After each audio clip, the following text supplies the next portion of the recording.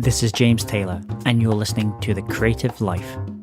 The Creative Life podcast is a show created for you, the creative. If you're looking for inspiration, motivation, and advice while at home, at work, or on your daily commute, then this show is for you. Each episode brings you a successful creative, whether that's a musician, writer, artist, designer, performer, educator, or creative entrepreneur. They share their journey, their successes, their failures, their creative process, their insights, and much, much more. This episode is sponsored by C School, the online school for creativity training. If you'd like to unleash your creative potential and access a free Creativity Blueprint training series, then just head over to c.school. That's www.c.school for your free training series. In this episode, I speak with Steve Long, and we talk about coaching on boats, setting goals, and the power of creative pairs. Enjoy this episode. Hey there, it's James Taylor, and I'm delighted today to be joined by Steve Long. At age 23, Steve Long created his first company, and by the time he was 30, he'd already built and sold 3 businesses. It was while building one of these companies, he decided to fulfill a life goal, to retire before the age of 50, design and build a 65-foot trimaran boat, and then sail around the world with his family. He did just that and has plenty of stories and lessons learned from his adventure. Since returning to dry land, he has founded Leaders Factory, a coaching and mentoring hub for creative and disruptive leaders. And it's my great pleasure to have Steve join us today. So welcome, Steve.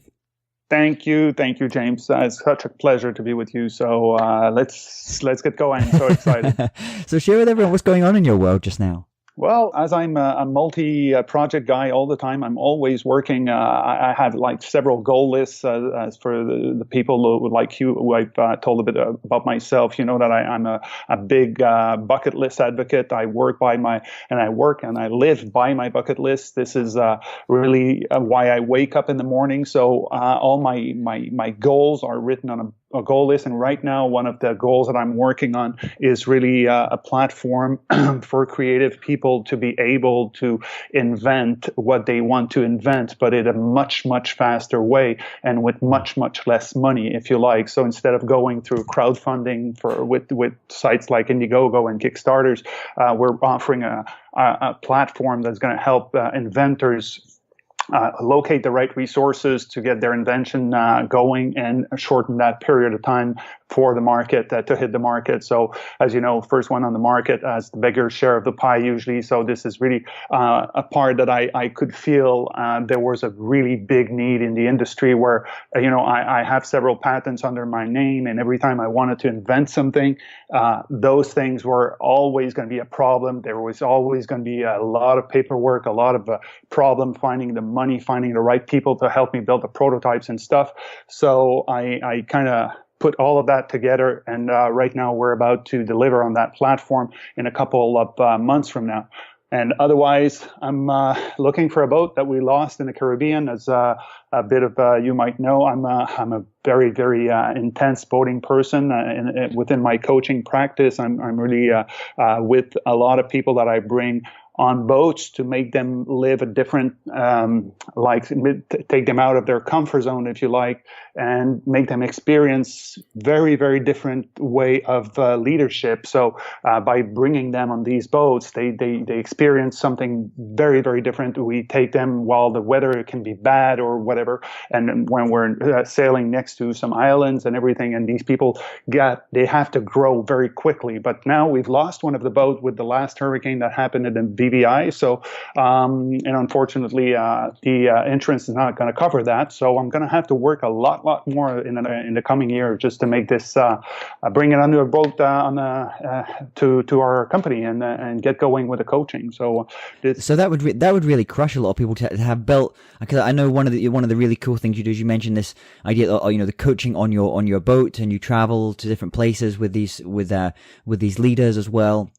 I mean, to have lost, it wasn't just losing your boat, but you kind of lost the home base in some ways for that coaching business. Absolutely. The whole Tortola base that we were using to welcome the clients, to make them comfortable on the boat the first night and then leave off and go on the ocean was off the BVI, and it was hit by Hurricane Irma a couple of maybe 2 and a half months ago. So it really did damage the whole base, and now all the catamarans and everything were piled up one on top of the others. And our boat, for precaution measure, we hired a captain to bring the boat to Martinique. But unfortunately, Martinique was hit by another hurricane a couple of days afterwards, and the boat was not under any surveillance, and then apparently has broken loose of his anchor and has been either sinked or is drifting somewhere. But our GPS beacon is just dead now, so just can't find the boat. So we don't have our floating school right now is floating on the ocean somewhere, we don't know where, or it's in the bottom of the ocean. But we're really, really into looking for finding other boats. But the boat that we were using had such a special layout, expressively, which I thought was like the best boat for coaching, with like 5 different, very exclusive area on the boat where you can have different type of meetings. Some are in full nature. The other ones are more enclosed for more privacy and things. So that boat was just perfect. And the waiting line for that boat is about roughly, it was a year and a half before the hurricane. Now it's about 2 years and a half to get one. So it's going to take a bit of time. So where did this all begin? I mean, you're known today for coaching and the mentoring side, and also obviously the coaching on the boats part as well. But where did this all begin for you? How did you kind of get into, first of all, business? I mentioned you kind of started a business at 23, and where did the coaching part begin for you? Well, I was a product of the life insurance industry. Basically, when I first began in the business world, it was in the insurance industry, and I did very, very good very quickly with the sales. I closed for the people, some of your listeners that might be familiar with the insurance, the MDRT title, which is a $1 million round table. I completed that within my first year of work, and I was earning a lot of money right off the get-go. And then I was assigned with a sales team very early. So at age 24, I inherited my first sales team. So I had very quickly to learn how to manage people and teach them things and mentor them. And then since I had won that designation, it gave me a lot of credibility with these people to explain to them how to go and get more sales.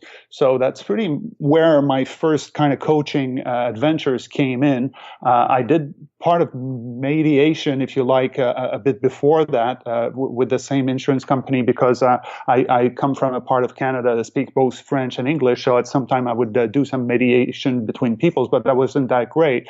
But then when I hit the insurance, now I got like very quickly in the top of the insurance company where I was working at Prudential, doing very, very good. And then later on, I went to work in England for Société Générale, which was a big bank. And they asked me again to mediate between the people from Britain and the one from France, which were not able to be a good friend together. So I was asked to go there with my, again, kind of bridging accent to be able to help these people.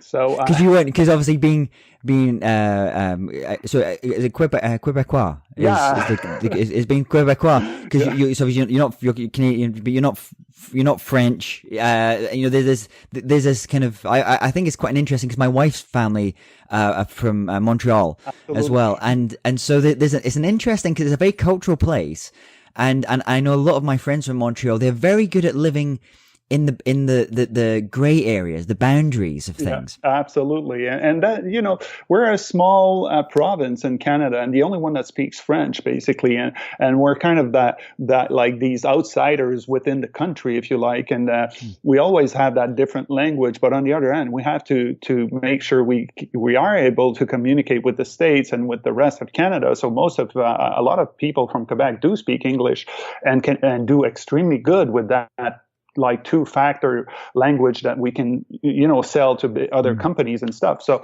that's kind of how the French bank got a hold on me, and they said, we have that fight that's keeping, going within those boardroom all the time, and we need someone who will not, panic because the English accent from the Britons are so big, and we don't want to have the French either insulted that we're not listening to them. So, and I went there, and that's pretty much where I began my research, because to become a coach, and a good coach, you cannot just sit down and say, well, I'm a coach. You have to have your own trade, your own program, your own thinking, your own thing. So, and then I began researching on people I was mediating for.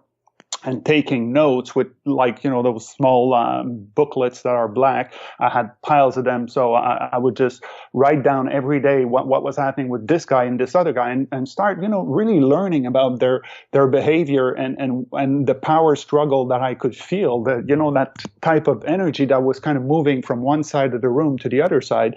So that kind of gave me my first real big signature program to remove power struggle, which is one of the biggest sales item we do at Leaders Factory. So I was promoting the removal of power struggle. So it's a big change within the company culture.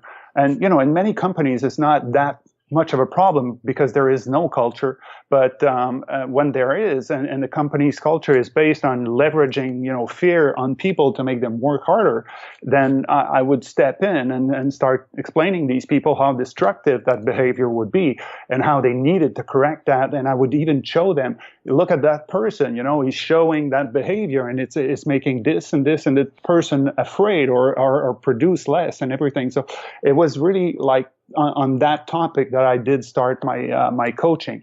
And it's interesting on that topic. Yeah. I mean, so if someone's listening just now, they might think, well, that just affects big companies. But actually, the number of smaller kind of startup size companies I've seen either destroyed or brought to the edge of destruction because there's been some kind of power struggle. Sometimes it's between the founders, or maybe it's the founder and CEO, or there's been something kind of going on there. And it's because they're maybe startups. You think they don't need to bring anyone in to help with that process. Yeah, I'm totally in agreement with that. And it's so widely spread right now. You have like very small companies to the bigger ones that we did in a couple thousands employees that would be exactly in the same situation. And to be really, my most common metric is, to be honest, is that people just don't realize it's happening. Like, if you would see any kids bullying another one and you'd say, hey, it's not right to bully this other kid, they would say, I did know it wasn't right. It's pretty much like this, because power struggle is more like bullying within the workspace or even the home space, if you like. So because there are a lot of power struggle within couples as well. So sometimes I do coach with CEOs that are very successful, but they have very, very bad life at home because they use the same power struggle they use on their VPs and on their staff, on their spouses and kids, and everything is leverage against money. If you do this, I'll pay you that car, or I'll pay you that remote control copter, or whatever. There's always transaction, so that they kind of transactional. They try to take that transactional approach into the home. Exactly. So this whole power struggling system makes that there's a loser all the time and there's a winner. And as soon as we feel there's an unbalance between two people, there is either happy or neutral one, and there's an unhappy one, and this unhappy one is going back home every night thinking, how can I get out of this? So and if you can remove these power struggle, you can increase that productivity by several fold. I mean, we've had several experiences so far where just like this removal of power struggle would jump productivity by 10 and 15% within the company of the working hours of the people. So, and they would come back much joyful in the morning after. But it's just to make people realize how these power struggle are destructive within the work. And it just helps so much that we correct this. And this is the trend or the track that our society have to take. I mean, how is that going to be in 5 or 15 more years from now if you're power struggling your employees at work? I mean, this is probably, in my opinion, just not going to work at that point because people are getting fed up of that. And we can see obviously with countries, you can see so those same personalities, presidents and prime ministers, and having these kind of power struggles going on at a bigger scale. It really affects huge numbers of lives. I'm also wondering, with many of the people that you coach, you said something right at the very start of our interview, which was talking about goals and goal setting. Absolutely. And that's very important to you. I'm wondering, because many of the people, I think probably most people you coach are pretty, very high achieving people, maybe the CEOs or something. So they live a life which is maybe quite complex, I'm thinking. So how do you fit if you have to have lots of different goals? You have your different business goals and objectives there, then you have your personal. What is a good way of thinking about kind of goal setting more broadly? Well, for sure, I favor the master goal, if you like. So to have like several goals on a goal list is very, very important to me. Just to give you an example, my first goal list that I worked on was 10 goal. I wrote that one on my first year in insurance, and I took 9 years to complete it. The second goal list was 22 goals, took a couple of years to go through because then I had a lot more money, so things were flowing much rapidly. And then the goal list I'm about to be done now with is 33 goals. And I've set a bit of some thresholds in those goals that they have a minimum. If they are monetary value, they have to be at least 15 to 20 grand each to be deemed fittable in that goal list. So they have to be big enough. It's not just like I need to go and buy just a pen at the store today. It has to be something much meaningful for me to fulfill. So I always create those goal lists, but they're all fit under a master goal that I have, which is to really make good around me. I was mentored very early in my life by a gentleman that really taught me about being a gentleman. That was his goal in life was to explain other people how to be a gentleman. And by his coaching and everything he taught me, at some point I began applying that same thinking, that I wanted to make people around me happy. Like, this is what a gentleman do. They look around them and they want to make sure that people's life around them are great. But I want to do this on a planetary scale if I can. So right now I'm working on the platform I was describing a bit earlier to facilitate innovation. And I think throughout innovation and technology, we can make everyone's life much better. So this goes under my biggest goal that I want to do, is to make good for everyone, which is what I want. So if I can do good just to one person today, I will. If I can do to 1,000 by inventing something or bringing a tool to people to do a lot more, I will do, so they can affect thousands or millions of people. But this is really like my master goal. So with a master goal, then, is a master goal something maybe you set for, I don't know, a 5-year period, which is a kind of broad goal? But you mentioned like putting these like goal lists or say 10 goals underneath them. Do these goals have to be progressive, or can they run alongside? Do they all have to be related to maybe have financial objectives or work objectives around them? Or can you put in personal things into an overarching goal? Sure, absolutely. And all these goals that are composing my master goals can be personal, can be monetary, can be staff-wise, how much staff I want to have, how many more companies do I want to open, or things. So for that master goal is my whole life achievement that sits in that master goals. All the other goals that are within it are all within time boundaries. So if I work on a specific goal that I've had for a lot of time, my first few goals, and the way I was taught about writing the goal list was like, you have to write 9 goals, which are 3 short, 3 medium term, and 3 long term goals. So you go from 1 month to 3 months, and then from 3 months to 3 years, and 3 years to 30 years to have the long one. So, and the last, they're almost like domino effects. Then that 1 to 3 hopefully then knocks into the 3 to 6, and then so on. Exactly, and that keeps you moving very quickly, because if you work on the small ones, and sometimes you were mentioning about the CEOs. The CEOs, they're human beings. They might be getting a lot of money for the company they work for, and sometimes they had to trade so much of themselves to get that position that even all the money in the world would not make them happy. But you would be surprised and astonished to see how few of them do have real objectives to fulfill. They don't have a list of things they want to accomplish, and that's very, very common in our practice.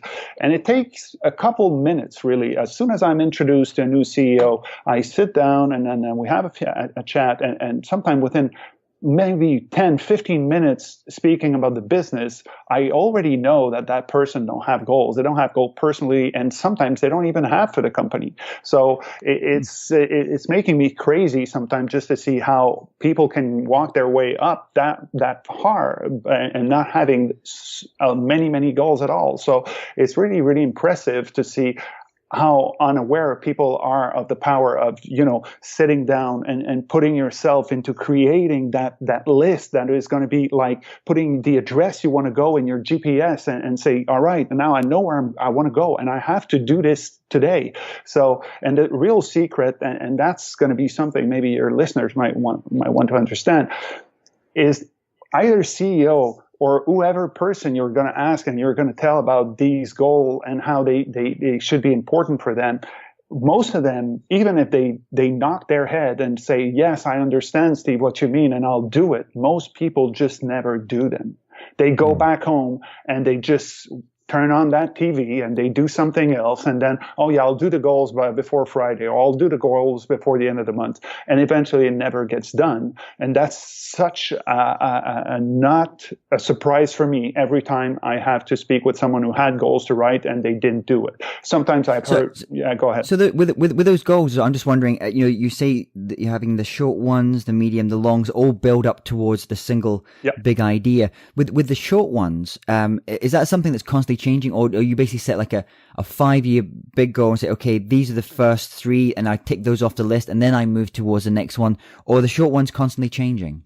No, usually with the people I work or for myself, the short ones are short to accomplish. So if you need to change them is usually because you didn't research them properly. So okay. I did that mistake on my first goal list. I wanted to have a Lamborghini. That was my goal number 8. And I had worked for Lamborghini a couple of years before that. And I didn't know because I wasn't allowed really to sit in the cars. I was just allowed to teach their salespeople. There were no like, hey, use the car for your own good for a couple of days. So I never bothered even, wondering about the car driving for myself. So at age 30, I was ready to buy that Lamborghini. And then I walked to the Lamborghini store in Canada, and then I show the guy, I asked the guy, I say, I want to sit in the car, I want to buy the car, I have the money now, I just sold my company, I have all that money and everything, I'm ready. It was like one of the goals I had since I was 11 years old. So, and he looked at me and said, I'm sorry, man, but you know what? I don't think you're just going to fit in that car at all. You're 6 foot something. So he looked at me and said, how tall are you? I said, I'm 6'4". He said, you know what? 6'1", 6'2" might be, but 6'4", I think you're not going to be happy. So he got me to sit in the car. I could just not fit. So I walked away, went to Mercedes and bought a German car, which fit tall guys. So, but is that something, sometimes with your goals, it's like you put your ladder against the wrong wall, and it's only when you start getting up the wall you're like, actually, this is the completely wrong wall. I'm in the wrong building. Exactly. So I never got to get this car. I got to sit it. I could have bought it just for collection purposes, but I didn't. So, and that's the proof that if you don't do the right research, you can get screwed very quickly, which was my case then. So for the short-term goals, if you don't want to have to change them, because, 0 3 months is very quickly usually. So there isn't like that much you have to worry about. If you were serious while you're writing the goals, then you should be okay within the 3 months if you had done your research. If you hadn't, then probably you will have to do some changes here and there. Yeah. So in this kind of fascinating journey you've had in your life and your work, can you talk to about a time where something just really didn't go? I mean, you mentioned that the story of what's happened to your boat as well. Yep. But was there something else in this journey where something just happened and it fundamentally changed things for you, and it fundamentally maybe kind of reassess part of your life? Yes, absolutely. A couple of around 16 months ago, I lost an associate of mine. It was a guy named Alan. He died out of cancer, and I really miss him today. He was really like my right arm. He was the guy I was with since my first idea ever emerged from my brain. And I was willing to kind of share everything that we could build together until we would just stop doing it. So, 16 months ago, he passed away, and I kind of, all my my drive for creativity kind of not died off, but come into a stall, because this guy was the guy that would make things happen in my life. He would just, I would bring him an idea, and he had kind of the right knack just to, hey, Steve, let's sit down, let's get this idea. And then he would just take as much info for him to process. And sometime he would come back maybe a day or two later and say, hey, Steve, you had mentioned this and that in that idea. I need a bit more info. And he did like part of research, and he already knew where we could take this. And he, like a couple of days later, he would come and say, you know what, I have a financial plan that we can build on top of that idea, and we might be able just to spin off and make a startup of it, and maybe in a couple of months, maybe 24 months afterwards, we'll be able to sell it. So I had this guy with that talent that was so great, and he knew he didn't have much ideas for himself, but he was so good at making things happen. It was like so great to have that type of relationship with someone who values the other person's idea and can understand that he can leverage his own future with someone else's idea. So we never had like this creative like fight after who should do this and who had this idea. He was easy and willing to say, you know what, I don't have the ideas. You get the right ideas, and I'll make sure they happen. So it was almost like creative. We talk about creative pairs. So for example, the Lennon and McCartney, the Wozniak and Jobs, the Picasso and Braque. They kind of feed off each other. But it's a relationship that the two parts of, is bigger than the individual parts. Exactly. And we felt so much of that friendship together and that drive. And when I would leave for boat trips and things, he would just keep the boat running and make sure everything would still go on and on and on. And then we continue to build. But imagine the leverage that you get when you're a creative person, when you get that right person in your life, that person who's willing to say, well, let me handle this. And nowadays, this is where I'm struggling a bit more, is to find the right creative people or the right people who likes to work with very, very, very creative person. Because nowadays, I see that lately a bit more with some millennials where they come in, they look at how I work, they want to understand a lot of things very, very quickly, and then they're like, yeah, well, I can probably replicate that. Like, they go by what they see on the internet, that everything is replicable. So what he does, I can probably do. So,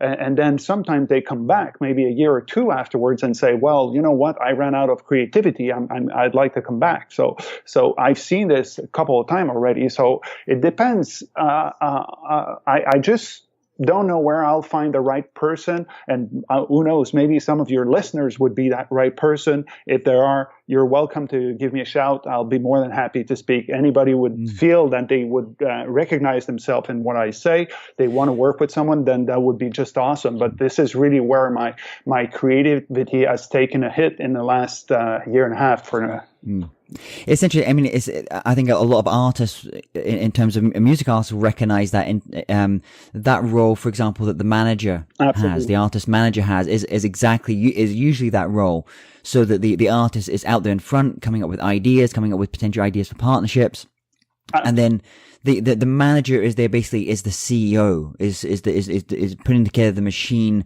behind this artist's creativity. And I think when you get great, I mean, I've seen it so many times now. Of managers, let's say, I'm going to use the term managers and artists who individually on their own, they were doing okay. But when they came together, it was just this symbiosis. Exactly. And sparks just went, and it's really amazing to watch, because especially if you've spent any time, I mean, I've been a manager for a number of artists over the years as well, and I can see it with other managers and other artists, other creatives, because it's almost like certain things don't even have to be said. It's built up a relationship. There's a trust there that's built up over so many years. Absolutely, and this bond is like I'm kind of afraid, since the year and a half has passed, that I might just not find. And I've just seeing all the tolls it took on me and my business so far, because I used to do things in quadruple speed that I do right now, because I now have to do a lot more by myself, and the ideas and these creative angles and all his contacts and everything are kind of are disappeared. So there's no way that I can do everything and still try to find the right person. I've interviewed hundreds, I don't know, many peoples already, but a lot of them, and they're just not the fit, because they don't even see the value. Most of them are looking for a salary. They don't see the value of ideas, which even if I show them numbers of how much of these ideas I've converted to a lot of money in the past all these years, they're like, yeah, but it's about quality of life, and we're kind of not even speaking the same languages. So the startup. So if anyone's listening to this just now, and they maybe are they're that manager type of person, they thrive in that organizational ability. And if you're looking for a creative peer, then maybe reach out to Steve. That's an interesting potential there as well. In this journey as well, just so we start to kind of finish up here, I'm also interested, was there a time as you were going through the life and the work that you've been experiencing, that you had an aha moment, a realization, you went, okay, this is the direction I want to be going with my work. This is where you made a key distinction in your life and in your work?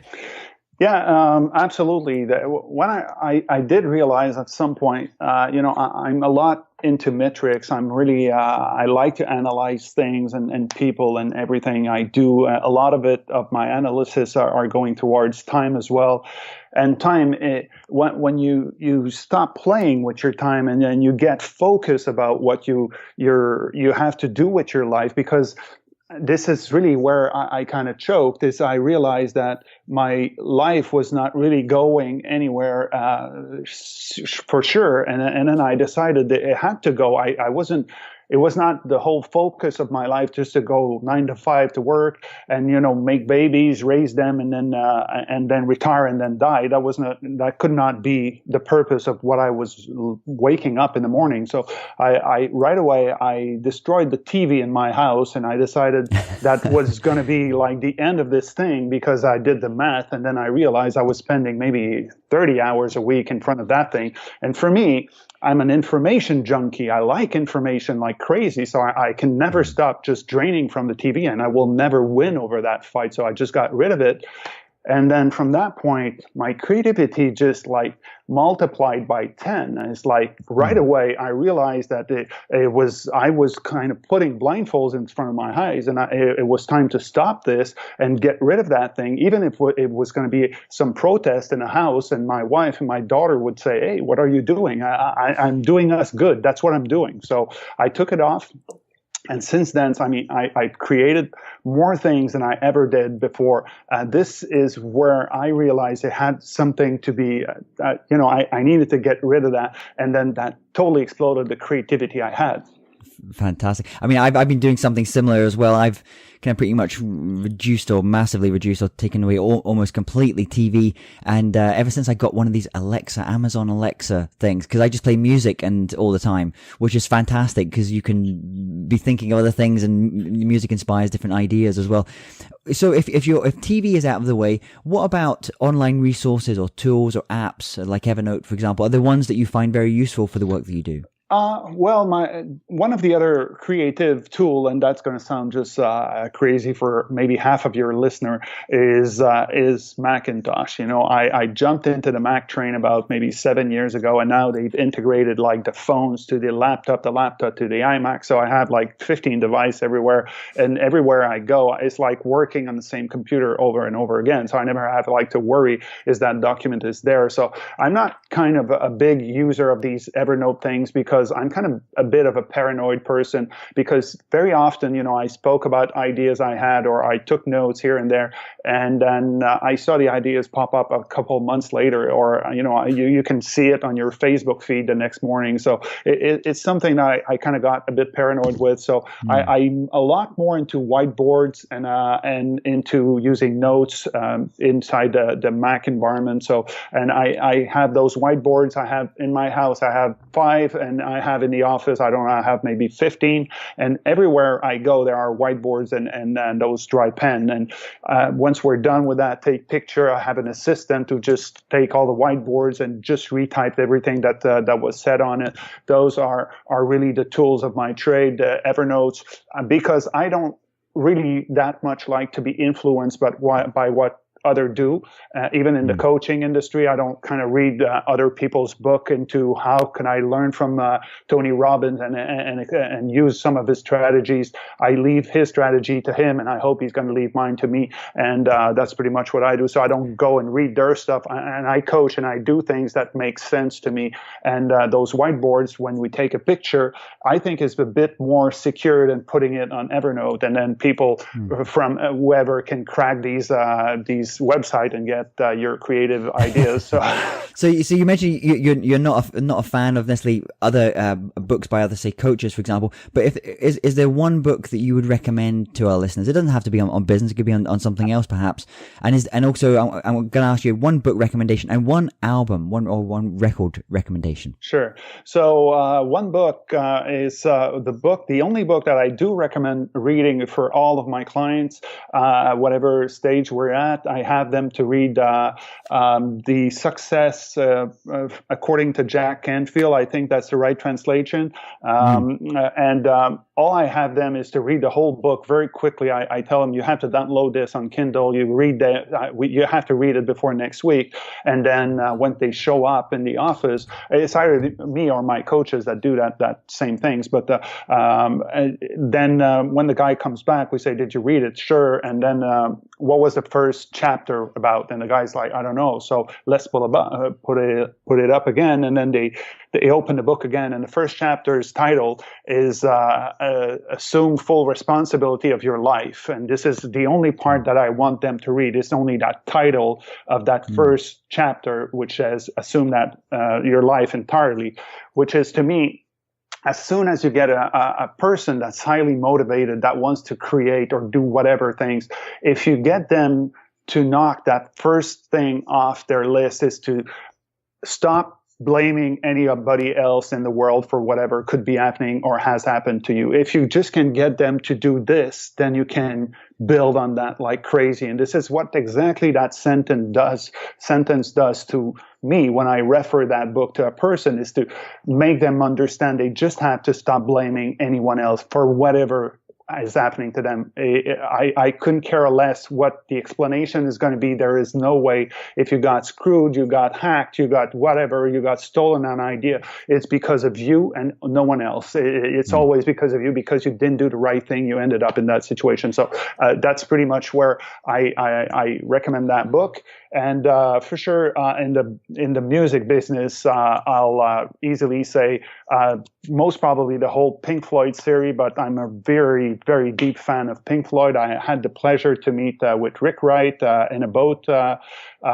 We were both in the Bermuda Island, and we had our boats were both damaged, and then we were next to each other. And he was on his boat, Rick Wright. His boat was named the Ebrica, and then we spent a couple of days over there. And we had a great conversation about, how big you can ever be. And that really did reshape my life. So since then, Pink Floyd has stayed really, really one of my top earners, if you like, in my podcast or iPod. So which album, if someone's not really been big into Pink Floyd before, which of the albums should they start with? Is it The Wall? No, well, The Wall was one of my favorite a while ago, but it's a bit destructive. I'm way more positive than Pink Floyd, The Wall nowadays. So no, I prefer Dark Side of the Moon. Really, this is one that we still play, and I'm with my wife from 17 years now, and we still play that album very often. She also likes it as much as I do, and know that's really, really one of my best album ever. So absolutely. Otherwise, go ahead. And we're going to put all these links here on the show notes for the books and the albums and everything else. Final question for you, Steve. Let's imagine you woke up tomorrow morning and you had to start from scratch. So you've got all the tools of your trade, all the knowledge that you've acquired over the years, but you know no one knows you. What would you do? How would you restart? Well, that's a great question because that already happened to me anyway. So I know what to say. I went bankrupt after the crash in 2008, and I had sold like a multi-million-dollar business, and I lost almost everything in there. And I had to restart twice in my life. So for sure, I'm not worried about restarting. And what's so important is to make the right connection very quickly and to work on that big idea that I was explaining a bit earlier. You cannot just start anything until you have that idea that you want to work for. It either be a couple of small goals going within the next year and the next few years, but you have to have goals. So that would be the exact first thing I would do. I would just sit down right away and start listing what I do, what I can do, and everything. But also look at what made that I lost everything, or that I had to restart from scratch, just to make sure I would not have to redo that same scenario another time. So because so far, while I had to rebuild myself twice, I rebuilt in a way that is not connected to the way I lost everything the time before. So it's really learning from the mistakes. Yeah, exactly. And then list my goals and my objective according to those mistakes and make sure I would not go in that route. So where is the best place for people to go to find out more about your work and to connect with you? Where should they be heading to? Well, they can go to www.leaders factory. So it's leaders with an S factory.net. This is our hub right now where most people can get a hold of us. I work with several coaches. We have a lot more coming in every few weeks. So I'm building an app for some coaches who like to coach, but they don't have like the creative side to coach. So we're helping them with an application that they can run to have better ideas for coaching with their clients. So this is our hub for these coaches, and as well as to get a hold of me if you need me as a speaker or as a coach as well, or whatever. If you want to connect for idea sharing or anything, I'm so willing to talk with people who have ideas and who like to share them. Then you can get a hold on us as well on Leaders Factory Facebook page as well. So this is pretty much where you can get a hold on us. Well, Steve, it's been an absolute kind of pleasure speaking with you today, and I'm looking forward, because I know that you're going to be building another boat. I know that's going to be happening. I have no doubt. So I look forward to spending some time with you on your next boat that you build. You will. Somewhere in the world. And thanks so much for coming on and sharing your creative journey. James, thank you very much for that moment. That was a great time, and let's speak again as soon as we feel like not a problem. Hey, James Taylor here again. And if you're interested in living a more creative life, then I'd love to invite you to join me as I share some of the most successful strategies and techniques that high-performing creatives use. I put them all together in a free downloadable ebook that you can get by going to jamestaylor.me. That's jamestaylor.me to get your free downloadable ebook on creativity.